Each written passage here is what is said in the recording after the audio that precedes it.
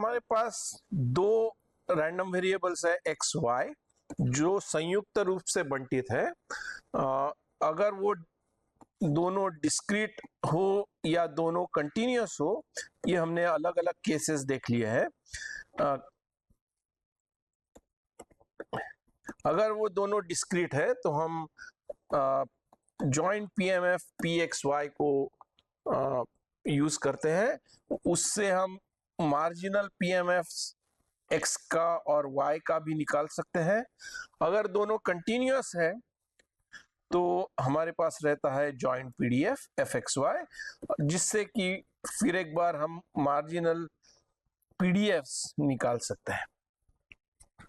अगर h कोई function है x और y का, तो हमने देखा है कि expected value of h of X Y कैसे निकालें। आज हम कुछ विशिष्ट फंक्शंस h को लेंगे और हम देखेंगे मूवमेंट्स ऑफ रैंडम वेरिएबल्स।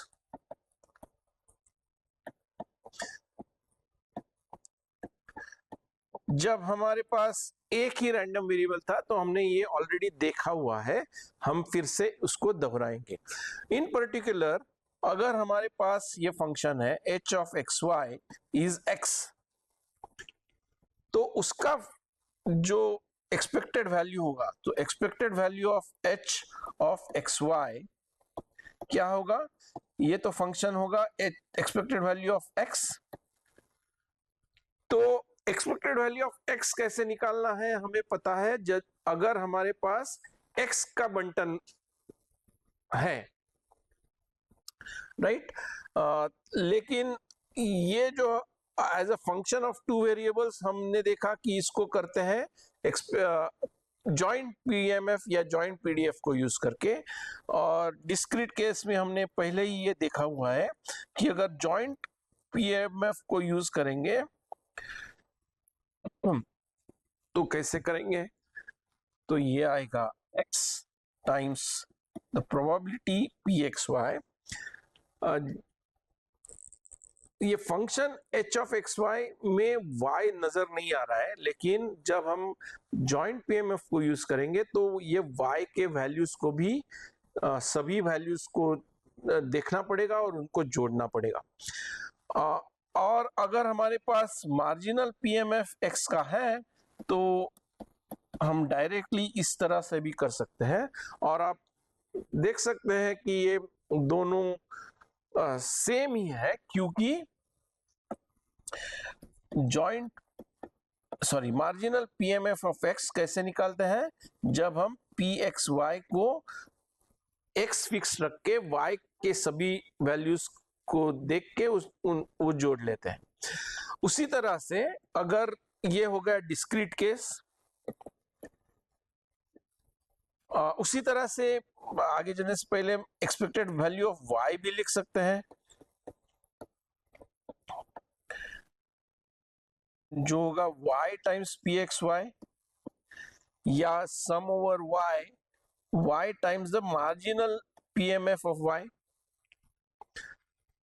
या हमारे पास अगर कंटिन्यूअस रैंडम वेरिएबल्स है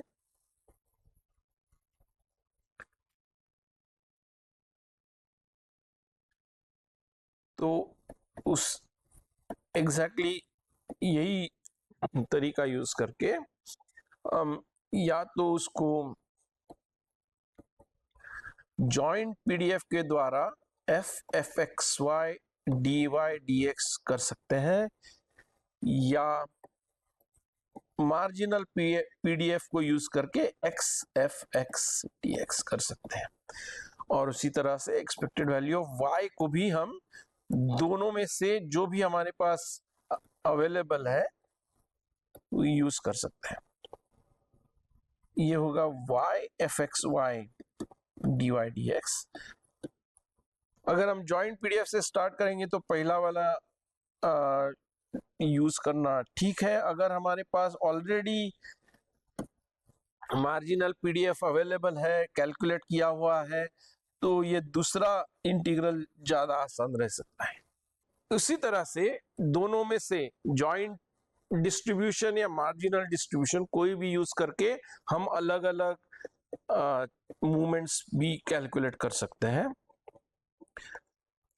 और अगर expected value of X square, expected value of Y square कर लिया तो हम variance of X, variance of Y भी कैलकुलेट कर सकते हैं। ये सब हमने देखा हुआ है। अब हम एक नया और मूवमेंट, एक तरह से मूवमेंट ही कहेंगे, वेरिएंस को ध्यान रखिए, याद करें कि वेरिएंस को हम हिंदी में कहते हैं प्रसरण। वो दर्शाता है कि जो एक रैंडम वेरिएबल है वो कितना फैला हुआ है। अब हम जब दो रैंडम वेरिएबल्स एक साथ देख रहे हैं तो और एक क्वांटिटी इस सब्जेक्ट में मायने रखती है, उसका हम डेफिनेशन लिखने जा रहे हैं। उसको बोलेंगे कोवेरियंस। द कोवेरियंस, या हिंदी में कहेंगे सहप्रसरण, दो रैंडम वेरिएबल्स को एक साथ हम देख रहे हैं कैसे वो एक दूसरे से जुड़े हुए हैं, कैसे एक दूसरे के उनका दोनों का संयुक्त तरीके से फैलाव किस तरह से है। So covariance between two random variables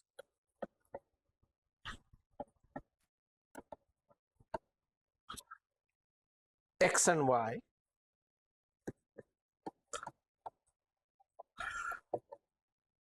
उसको हम दर्शाते हैं कोव x, y से। ये एक स्टैंडर्ड नोटेशन है, covariance between x and y। और उसकी परिभाषा ये है, हम एक्सपेक्टेड वैल्यू लेते हैं कौन से फंक्शन का, हम x में से उसका माध्य म्यू ऑफ x सब्ट्रैक्ट करते हैं, y में से उसका माध्य सब्ट्रैक्ट करते हैं और दोनों का प्रोडक्ट कर लेते हैं। ये जो फंक्शन आता है उसका एक्सपेक्टेशन। तो ये डेफिनेशन है कोवेरियंस का। और उसको कैलकुलेट करेंगे कैसे, अगर दोनों रैंडम वेरिएबल्स डिस्क्रीट है तो जॉइंट पीएमएफ यूज करके हम लिख सकते हैं x minus mu X times y minus mu Y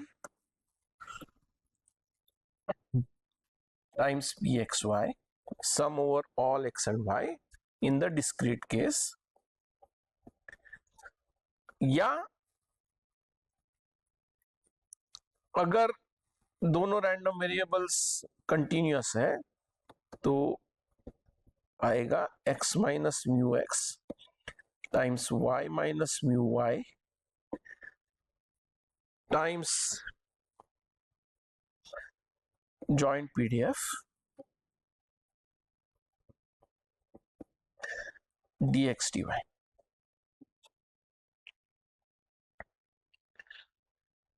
तो x माइनस म्यू एक्स और म्यू माइनस म्यू वाई जो है वो है deviations from the respective means, उनके संबंधित माध्य से डिस्पर्स डेविएशंस मतलब विचलन कितना है वो देख रहे हैं। एक रिमार्क, एक टिप्पणी, ये हमने डिफाइन किया है कोई भी दो रैंडम वेरिएबल्स x और y के लिए जो संयुक्त रूप से बंटित है, उनका जॉइंट डिस्ट्रीब्यूशन है। तो इन पर्टिकुलर हम पूछ सकते हैं covariance between x and x क्या होगा। अगर हम डेफिनेशन देख लें तो सिंपली ये होगा expected value of x minus mu X times x minus mu x, तो होता है स्क्वायर। और हम देख लेते हैं कि ये एक्चुअली है वेरिएंस, वेरिएंस ऑफ x।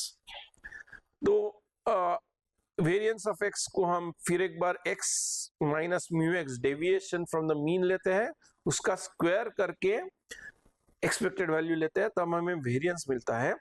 अब हम सहप्रसरण देख रहे हैं तो हम x minus mu x, x का उसके मीन से डेविएशन लेते हैं, y का उसके मीन से डेविएशन लेते हैं, दोनों को मल्टीप्लाई करके उस फंक्शन का एक्सपेक्टेशन लेते हैं। तो हमें एक क्वांटिटी मिलती है जो एक तरह से दर्शाती है कि ये दोनों जो रैंडम वेरिएबल्स है एक्स और वाई, वो एक दूसरे से उसका उनमें जिस तरह का संबंध है, उनका जिस तरह से आपस में फैलाव है, वो एक तरह से दर्शाती है। जैसे वेरिएंस के लिए एक शॉर्टकट फॉर्मूला था, उसी तरह से कोवेरियंस के लिए भी एक शॉर्टकट फॉर्मूला है, वही हम ज्यादातर यूज करेंगे, और वो है covariance between x and y is expectation of x times y minus mu x times mu y, और जिसको मैं ऐसे भी लिख सकता हूं, expectation of x times y minus expectation of x times expectation of y। तो जैसे कि वेरिएंस के लिए शॉर्टकट फॉर्मूला था, उसी तरह से कोवेरियंस के लिए भी एक शॉर्टकट फॉर्मूला है।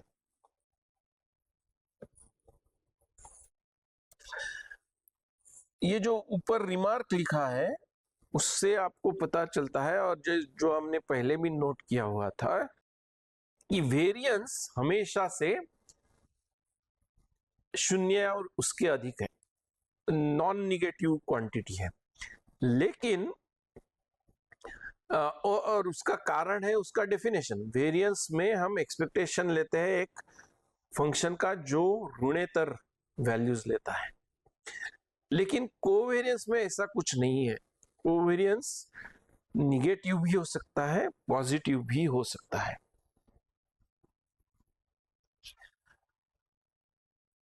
सो ये भी हम एक टिप्पणी के रूप में लिख सकते हैं। Suppose x and y have a strong positive relationship amongst between the two। ये एक तरह से उसका मतलब क्या है? That is large values of x tend to occur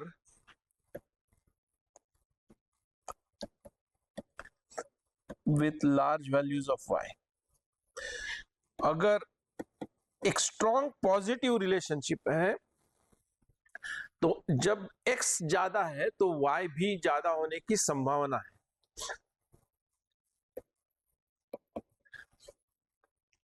जैसे कि मान ले एक कोई भी रैंडम व्यक्ति को आप चूज करें और उनकी हाइट और वेट देख ले, तो अगर हाइट ज्यादा है तो चांसेस है कि वेट ज्यादा होगा, तो शायद उसमें स्ट्रॉन्ग पॉजिटिव रिलेशनशिप है। मतलब अगर x की वैल्यूज ज्यादा है उसका मतलब है x minus mu X positive होगा, और अगर उसके साथ साथ y की वैल्यूज भी ज्यादा है तो y भी म्यू y से ज्यादा होने की संभावना है, तो डेफिनेटली उसका प्रोडक्ट भी ग्रेटर देन इक्वल टू 0 होगा। और दूसरे तौर पे अगर x छोटा है तो x minus mu x negative है, तो उसके साथ अगर स्ट्रॉन्ग पॉजिटिव रिलेशनशिप है तो y भी छोटा होने की संभावना ज्यादा है, तो mu y minus mu y भी निगेटिव होगा, लेकिन दो ऋण संख्याओं का प्रोडक्ट नॉन निगेटिव होगा। तो ये एक कारण है कि जब x और y में स्ट्रॉन्ग पॉजिटिव रिलेशनशिप है तो कोवेरियंस xy नॉन निगेटिव होगा। और उसके उल्टा अगर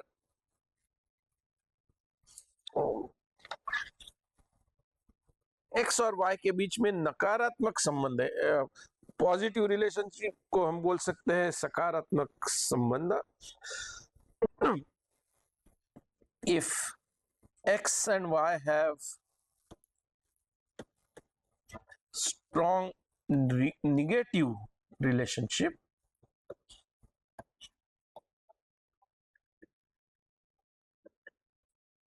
तो उसका मायने है कि x अगर ज्यादा है तो x minus mu x non positive रहेगा, तो संभावना है कि उस x के साथ y की वैल्यू छोटी होगी, तो y उसके माध्य से कम होगा, तो y minus mu Y negative होगा। तो एक पॉजिटिव और एक निगेटिव वैल्यू को अगर हम मल्टीप्लाई करें तो हमें मिलता है निगेटिव वैल्यू या नॉन पॉजिटिव वैल्यू, और उस कारण से कोवेरियंस ऑफ एक्स वाई होगा लेस देन इक्वल टू 0। तो ये जो मैंने दो उदाहरण के तौर पर जो दिए, उसको हम अगर ग्राफिकली मैं ड्रॉ करने की कोशिश करूंगा, तो हमारे पास है एक्स एक्सिस और वाई एक्सिस। एक्स एक्सिस पे हम देखेंगे एक्स की वैल्यूज, रैंडम वेरिएबल एक्स की वैल्यूज, वाई एक्सिस पर ऑफ कोर्स वाई की वैल्यूज। तो जब मैं बोल रहा हूं कि एक्स और वाई के बीच में सकारात्मक संबंध है, पॉजिटिव रिलेशनशिप है, तो एक्स की वैल्यू जब लार्ज होगी तो कोई भी एक अगर पॉइंट हम देखें यहाँ पे, तो वो दिखाता है एक्स और वाई दोनों की वैल्यूज, राइट। तो अगर एक्स की वैल्यूज लार्ज है तो उसके साथ वाई की वैल्यूज लार्ज होने का चांसेस ज्यादा है। ऑफ कोर्स ये रैंडम वेरिएबल्स है तो फंक्शनल रिलेशनशिप नहीं है, लेकिन अगर सभी पॉसिबल वैल्यूज को हम अगर देखेंगे तो कुछ इस प्रकार से आएगा। जब x की वैल्यू छोटी है तो y की वैल्यू छोटी है, तो x को हम देख रहे हैं कि यहाँ इस डायग्राम में x का रेंज कुछ इस प्रकार से है, तो उसका माध्य कहीं यहाँ पे होगा म्यू x, और उसी तरह से y का माध्य म्यू y कुछ यहाँ पे होगा। तो हम देखेंगे कि जब x म्यू x से ज्यादा है तो चांसेस है कि y करस्पॉन्डिंग y वैल्यू भी म्यू y से ज्यादा होगी, और उसके लिए प्रोडक्ट नॉन निगेटिव रहेगा। और जब x म्यू x से कम है तो y भी म्यू y से कम होने की चांसेस है। तो फिर एक बार x minus mu X times y minus mu y non negative रहेगा। तो ये सिचुएशन है जब कि कोवेरियंस एक्स वाई है नॉन निगेटिव। और दूसरी तरफ है सिचुएशन जब x की वैल्यूज ज्यादा है तो y की वैल्यूज कम है, तो y कुछ छोटा है। तो इस तरह से अगर हमारी x और y आपस में संयुक्त रूप से बंटित है, तो फिर एक बार अगर मैं माध्य x का माध्य देखूं तो कहीं यहाँ पे हो सकता है, और y का माध्य कुछ यहाँ पे होगा। जब x की वैल्यू ज्यादा है तो x माइनस म्यू एक्स, जैसे कि यहाँ पे, तो x माइनस म्यू एक्स ज्यादा है, लेकिन y minus mu X positive है, लेकिन y minus mu Y negative है, तो प्रोडक्ट होगा निगेटिव। और बाकी बिंदुओं को भी आप देख सकते हैं। तो ये एक सिचुएशन है जिसमें कोवेरियंस होगा निगेटिव। और एक मैं डायग्राम यहाँ पे ड्रॉ कर रहा हूं, फिर एक बार x और y को दर्शाएंगे। और कुछ इस प्रकार है कि हमें अगर हम ये x और y के पॉइंट्स प्लॉट करें तो हमें ऐसे कहीं नजर नहीं आ रहा है कि x और y में कुछ संबंध है। फिर एक बार अगर मैं यहाँ पे म्यू एक्स इस फिगर में कहीं यहाँ होगा और म्यू वाई यहाँ होगा, तो हम देख लेंगे कि x ज्यादा होने पर x minus mu X positive होने पर y minus mu Y positive भी हो सकता है, निगेटिव भी हो सकता है। अभी हमने जो देखा सहप्रसरण का डेफिनेशन और उसका पॉजिटिव होना, धन होना या ऋण होना, उसका मतलब हमने देखने की कोशिश की। पहले तो ये कैलकुलेशंस कैसे करते हैं हम हमेशा जैसे दो उदाहरणों से देखेंगे। एक उदाहरण में हम देखेंगे जब x और y डिस्क्रीट असतत यादृच्छिक चर है, और एक एग्जांपल में देखेंगे जब x और y कंटिन्यूअस यादृच्छिक चर है। तो पहला वाला उदाहरण हम स्टार्ट करते हैं। यहाँ पे समझ लीजिए कि x और y का संयुक्त पीएमएफ हम टैबुलर फॉर्म में जैसे पहले काफी उदाहरणों में किया था हम लिख लेंगे। तो यहाँ पे y और x दो यादृच्छिक चर है। x मान लेता है, दो अलग अलग मान लेता है। x हो सकता है वैल्यू 100 या 250, और y की वैल्यूज हो सकती है 0 या 100 या 200। और जैसे कि पहले हमने किया था, ये टेबल में pxy या संयुक्त प्रायिकता मान फलन की वैल्यूज देंगे, प्रोबेबिलिटीज देंगे।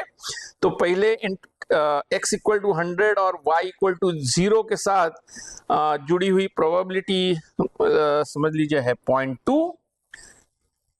so 0.2 क्या है? Probability that capital X equal to 100, capital Y equal to 0। और उसी तरह से बाकी सभी प्रोबेबिलिटीज मैं लिख लेता हूं। 0.1 और 0.2 पहले रो में आता है, और 0.05, 0.15 और 0.3 दूसरे रो में आता है। ये प्रायिकता मान फलन हमें दिया गया है दो असतत यादृच्छिक चरों के लिए।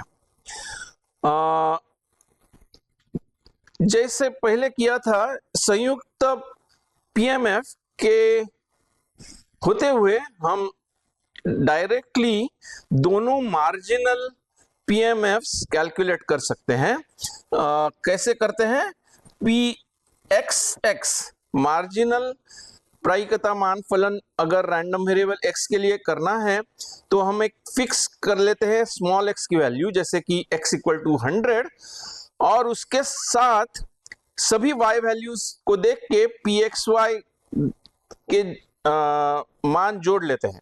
तो चूंकि ये टेबुलर फॉर्म में दिया गया है, जैसे पहले भी किया था, px 100 की वैल्यू हम डायरेक्टली निकाल सकते हैं x इक्वल टू 100 वाला रो देख के, और उसमें जो तीन pxy की वैल्यूज है उनको जोड़ के।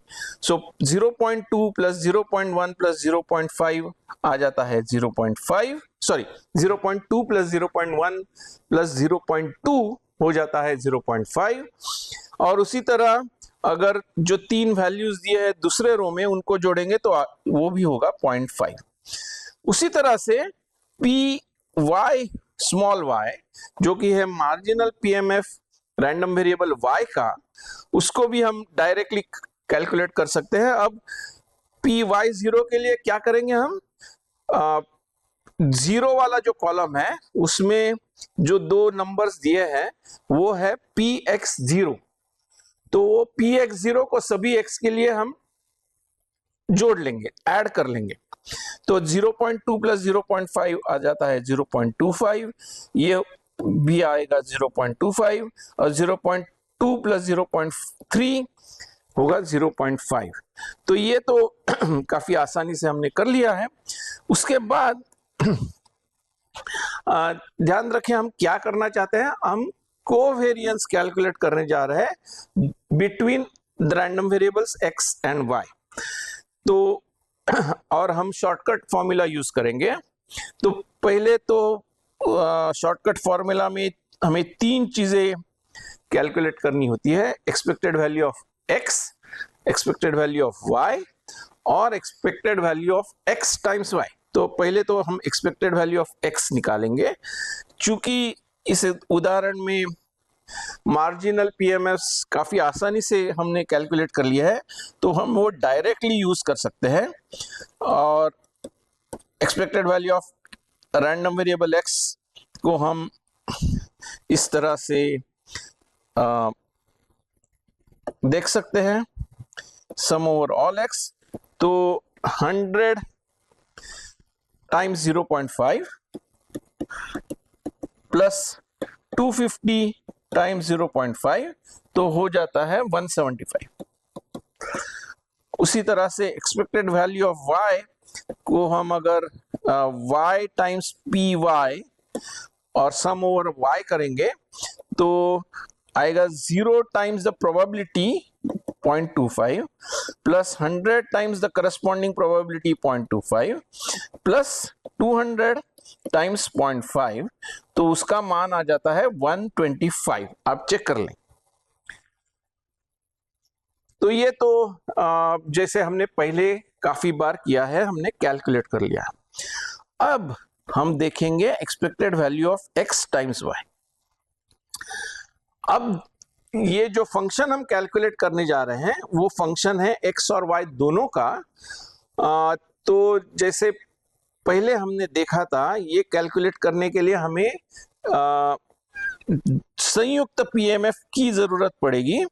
और क्या करेंगे हम, ये जो फंक्शन है x टाइम्स y उसको इवेल्युएट करेंगे हर x और हर y के लिए, और उसको मल्टीप्लाई करेंगे probability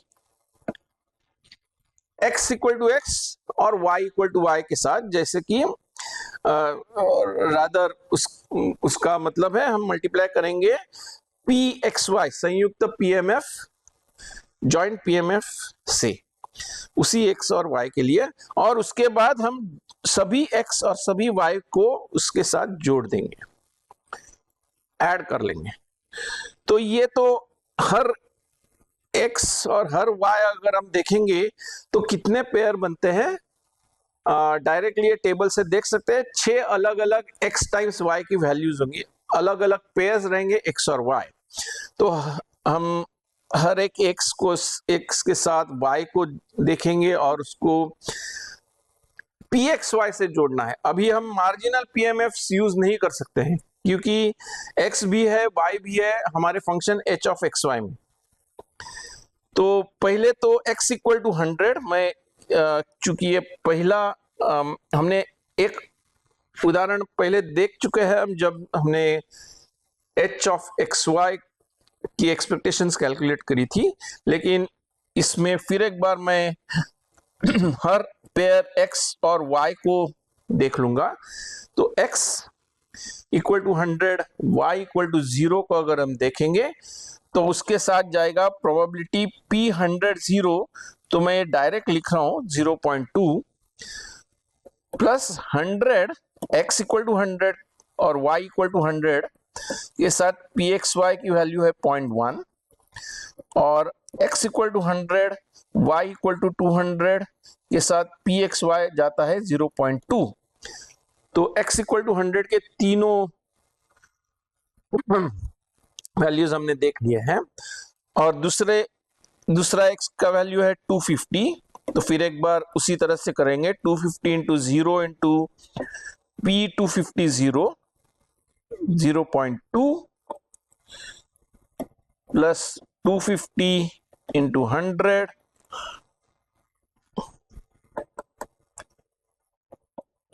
into 0.15 plus 250 into 200 into 0.3। और ये कैलकुलेशंस आप कर सकते हैं। फिर एक बार मैंने ये कैलकुलेशंस किए हुए हैं, आसान कैलकुलेशंस हैं, नंबर थोड़ा बड़ा है लेकिन ये आता है 23,750। तो बिल्कुल सही। अभी हमारे पास तीनों ये आंकड़े मौजूद है, expected value of x, expected value of y और expected value of x times y। तो हम अब कैलकुलेट कर सकते हैं covariance between x and y, जिसका फॉर्मूला आता है expected value of x times y minus the product expected value of x expected value of y। तो ये तीनों नंबर हमारे पास इसी स्क्रीन पर मौजूद है। इसका अगर हम सिर्फ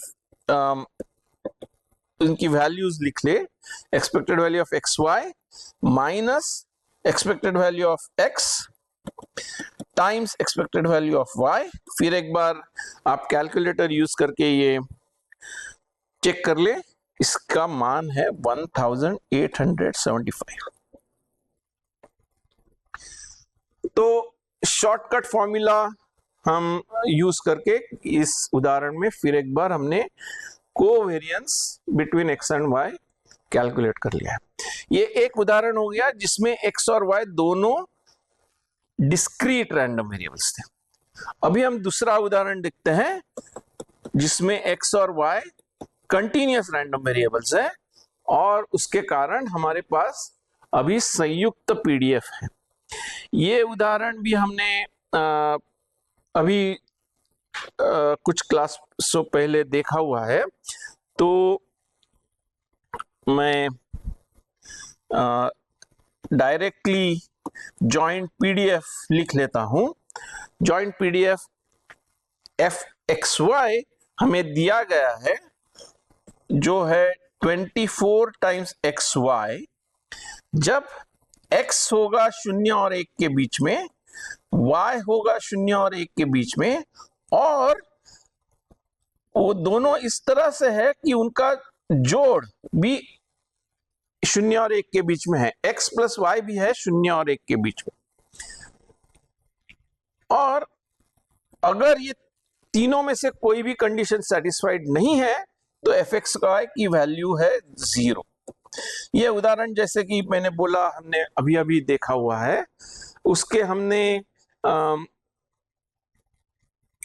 मार्जिनल पीडीएफ्स भी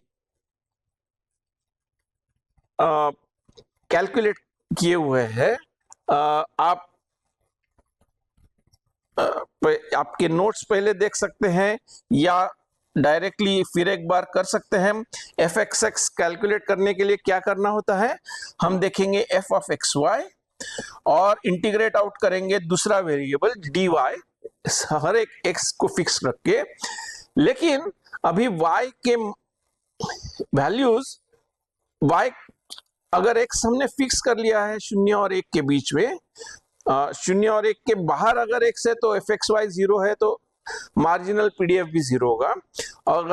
अगर x 0 और 1 के बीच में है तो y की वैल्यूज क्या हो सकती है, y पहले तो होगा 0 और 1 के बीच में, लेकिन y रहेगा 0 और 1 माइनस एक्स के बीच में भी, तो ये लिमिट्स होंगे 0 to 1 minus x. So 0 to 1 minus x 24xy dy, जो आप ये तो इंटीग्रल काफी आसान है, हमने पहले ही किया हुआ है, वो है 12x times 1 minus X whole square. जब x है 0 और 1 के बीच में, तो मैं ये यहाँ पे डायरेक्टली कैलकुलेशंस मैंने दोबारा किए हैं, लेकिन मैं fx द मार्जिनल पीडीएफ इस तरह से फिर एक बार फाइनल लिख लेता हूं। और दोनों में एक तरह की, दोनों वेरिएबल्स में एक तरह की सिमेट्री है, तो हम डायरेक्टली देख सकते हैं कि एफ वाई वाई भी उसी तरह से होगा, वो होगा 12 times y times 1 minus Y whole square if y is between 0 and 1, नहीं तो होगा 0। तो हमारे पास दोनों मार्जिनल पीडीएफ्स मौजूद हैं। मैंने ये क्यों निकाले, क्योंकि हमें 3 कोवेरियंस कैलकुलेट करने के लिए हमें फिर एक बार 3 चीजों की जरूरत है, x का माध्य मीन, y का माध्य और x टाइम्स y का माध्य। तो जैसे हमने डिस्क्रीट उदाहरण में किया था, पहले हम एक्सपेक्टेड वैल्यू ऑफ x कर लेते हैं, वो होगा integral 0 to 1 x times the PDF of x dx। PDF या इस, क्योंकि हम फिर एक बार मैं दोहरा रहा हूं, क्योंकि हमने ये पीडीएफ जॉइंट पीडीएफ से कैलकुलेट किया है, तो हम उसको इस कॉन्टेक्स्ट में मार्जिनल पीडीएफ भी कहते हैं, लेकिन वो तो है एक्स का पीडीएफ। मैंने डायरेक्टली इसमें 0 से 1 ही लिमिट्स लिखे हैं, क्योंकि इस अंतराल के बाहर एफ जो पीडीएफ है वो 0 है, वो इंटीग्रल में कंट्रीब्यूट नहीं करने वाला है। तो हम अब मैं एफ एक्स की वैल्यू भी इसमें ऐड कर लेता हूं, तो आएगा 12 times X square times 1 minus X whole square dx। तो इसको फिर एक बार अगर हम जैसे पहले किया था, ये ब्रैकेट को एक्सपांड करेंगे और ये इंटीग्रल कैलकुलेट करेंगे, तो आप मैं ये लिख लेता हूं, ये हो 0 से 1 12 टाइम्स एक्स स्क्वायर, 12 तो कांस्टेंट है, मैं ऐसे भी लिख सकता हूं, minus 2x cube plus x to the power 4। क्या किया है मैंने, ये मैंने 1 minus X whole square bracket जो है वो एक्सपांड कर लिया है और हर एक टर्म को एक्स स्क्वायर से मल्टीप्लाई कर लिया है। तो ये आता है और हम इंटीग्रेट कर रहे हैं ये फंक्शन x के लिए। फिर एक बार ये काफी आसान इंटीग्रल है और इसका मान अगर आप देखेंगे तो है 2 डिवाइडेड बाय 5। काफी आसान है। एक्स स्क्वायर का इंटीग्रल है एक्स क्यूब बाय 3। जब लिमिट्स 0 और 1 में इवेल्युएट करेंगे तो आएगा 1 बाय 3। उसी तरह से मिडिल टर्म होगा -2 times 1 to the power 4 by 4 और लास्ट टर्म होगा 1 टू द पावर 5 बाय 5। तो ये काफी आसान इंटीग्रल है। एक्सपेक्टेड वैल्यू ऑफ y क्या रहेगा, वो बिल्कुल मैं ये बीच वाला जो स्टेप ऊपर लिखा था x F X D X, वो स्किप करके मैं डायरेक्ट ये इंटीग्रल लिख लेता हूं 12 times y times F Y. तो आएगा y square times 1 minus Y whole square D Y. वो तो बिल्कुल ऊपर वाला इंटीग्रल ही है, तो इसकी वैल्यू भी आएगी 2/5। तो ये फिर से हमें कैलकुलेट करने की जरूरत नहीं है, क्योंकि वो एग्जैक्टली सेम ही इंटीग्रल है। अभी हम कैलकुलेट करेंगे expected value of x times y। तो जैसे मैंने डिस्क्रीट केस के उदाहरण में कहा था, चूंकि ये फंक्शन x और इस फंक्शन का इवैल्यूएशन दोनों x और y के ऊपर निर्भर होता है, तो हम मार्जिनल पीडीएफ इसमें नहीं यूज कर सकते, हमें जॉइंट पीडीएफ यूज करना पड़ेगा। और जैसे पहले काफी बार हमने किया है, जब हम ये हम क्या कर रहे हैं, हम कर रहे हैं h ऑफ एक्स वाई जो कि है x टाइम्स y, उसको मल्टीप्लाई करेंगे joint PDF F X Y से और बाद में इंटीग्रेट करेंगे dy और dx। और हम अगर इंटीग्रेट कौन से रीजन पे करेंगे, जहां पे ये f 0 नहीं है। और चूंकि ये रीजन में 3 अलग अलग कंडीशंस थी, ये पहले हम कर चुके हैं।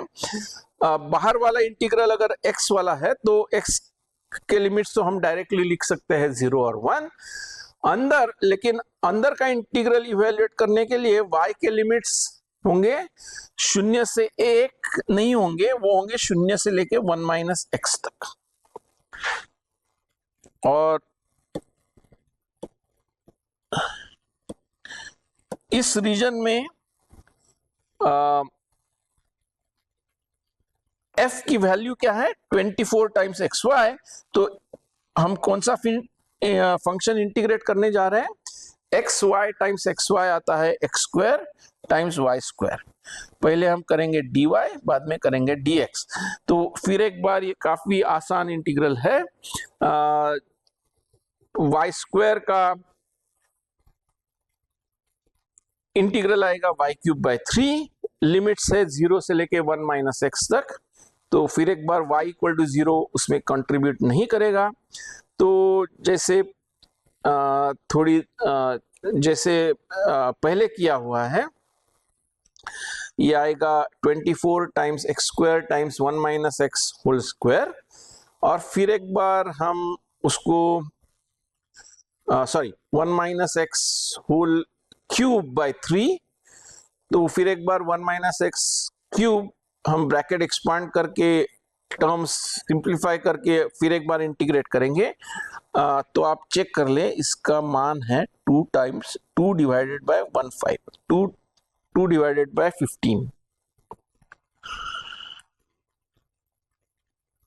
अब हम covariance between x and y calculate कर सकते हैं।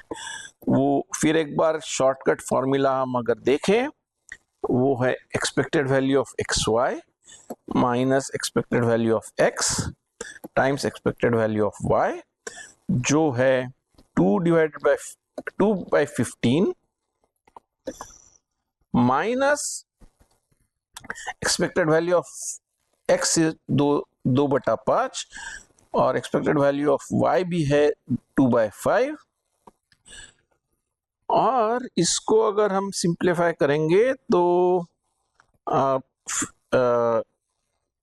कॉमन डिनोमिनेटर लेके या कैलकुलेटर यूज करके आप देख सकते हो, ये है -2/75, जिसका अप्रोक्सीमेट मान है -0.0267।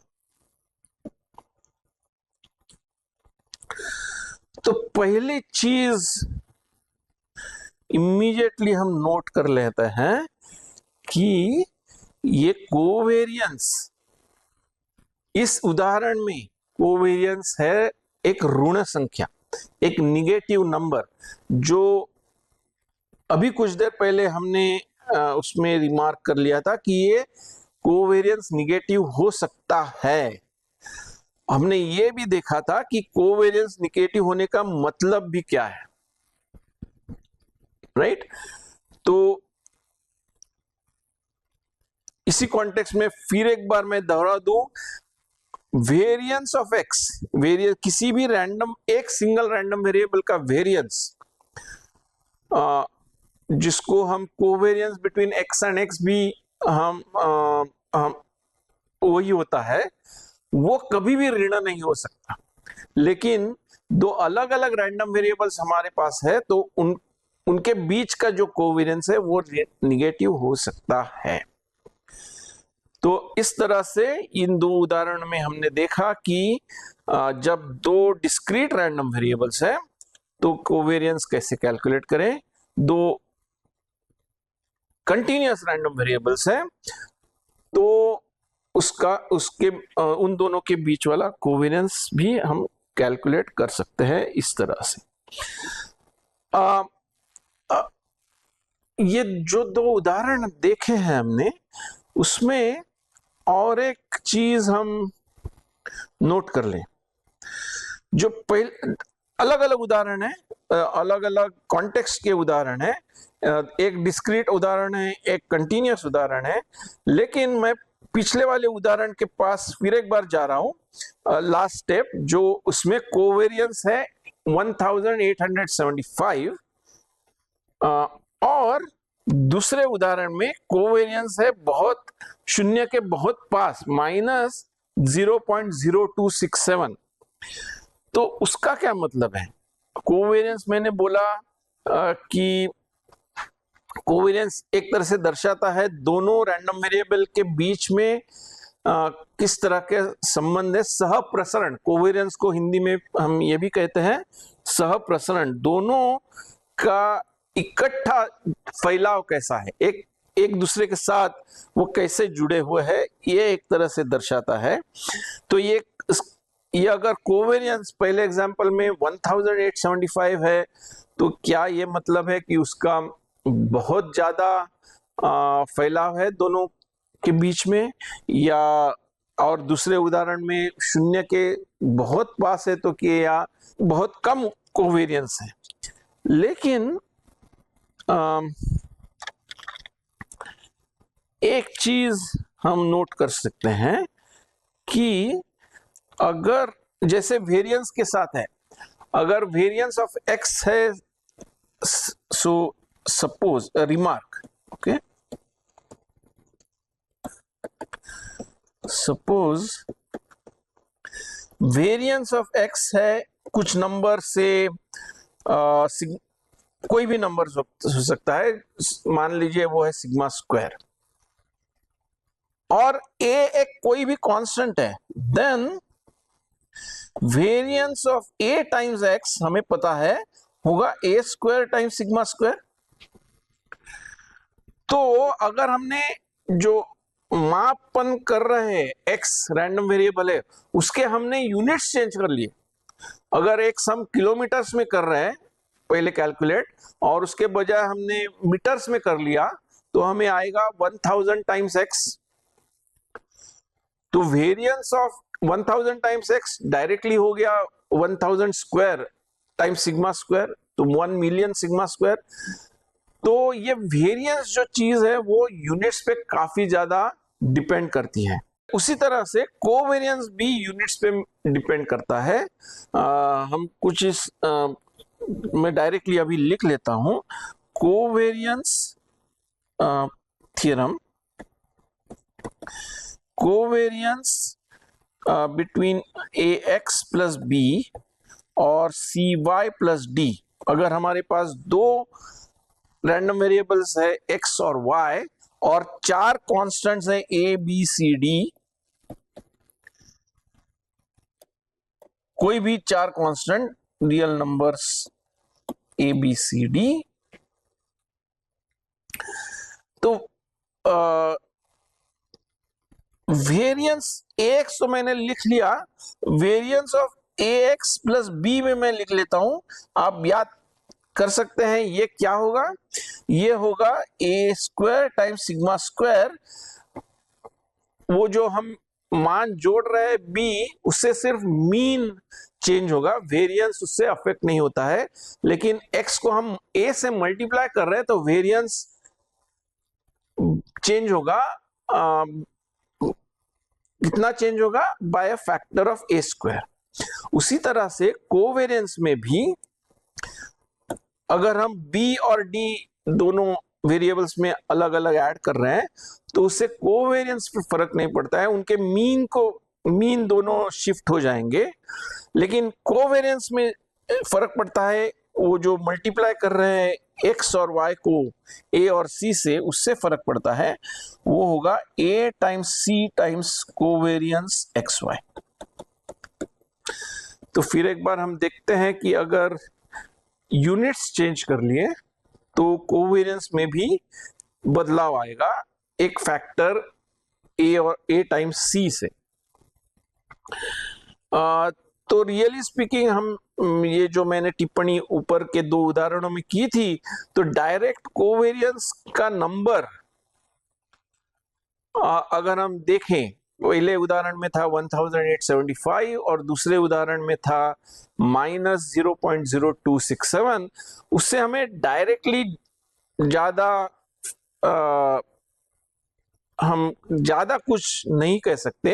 ये जरूर कह सकते हैं एक में पॉजिटिव था एक में निगेटिव था, हमें कुछ